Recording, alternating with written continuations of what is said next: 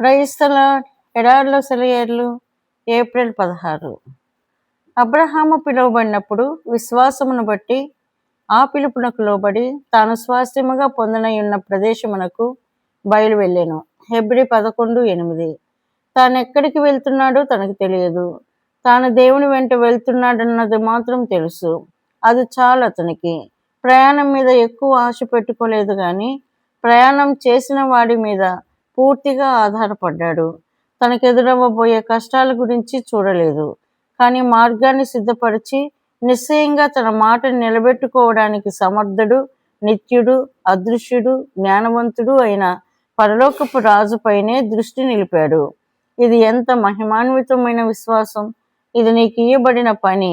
ఇవి నువ్వు చేయగలిగిన విధులు. నీ ఆజ్ఞలు ఎలాంటివో అని నువ్వు పరీక్షించుకోనక్కరలేదు. వాటిని అనుసరించి ఓడను సముద్ర మార్గం పట్టించడమే నీ పని. అన్నింటినీ వదిలి లేచి క్రీస్తుని వెంబడించు. ఎందుకంటే భూమిపైనున్న అతి శ్రేష్టమైనవి పరలోకంలోని అత్యల్ప విషయాలకు సాటి రావు. విశ్వాసపు పందెంలో దేవునితో కలిసి ఉత్సాహంగా బయలుదేరడం మాత్రమే కాదు, నువ్వు సొంతంగా వేసుకున్న ప్రయాణపు పథకాలన్నిటినీ ముక్కలు ముక్కలుగా చించి పారేయాలి. ఎందుకంటే నువ్వు ఊహించినట్టుగా ఏది జరగదు.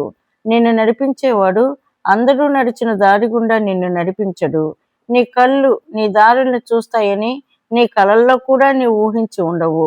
అలాంటి దారుల గుండా నువ్వు వెళ్తావు. భయం ఆయన దరి చేరదు.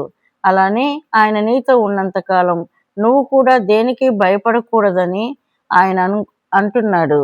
మస్క చీకటిలో తరుములాడుతూ దారి తెన్ను లేక ఒంటరిగా వెలుగు దేశాన్ని వెతుకుతూ చీకటి కోణంలో తిరుగుతున్నాను. దేవుడు నా చేయి పట్టుకున్నాడు, దారి తప్పకుండా నడిపించాడు. నాకు తెలియని క్షేమ మార్గాల్లో, నిశ్చల జలాల వెంట పచ్చిక మైదానాల్లో ఆయన్ని అనుసరించాను. చీకటి చిన్న భిన్నమైపోయింది. అలసిన నయనాలు ఉదయాన్ని చూశాయి. ముందుకి అరుణోదయంలోకి ఆయన చేతిలో చేయి వేసి రాత్రికి దూరంగా సాగిపోయాను.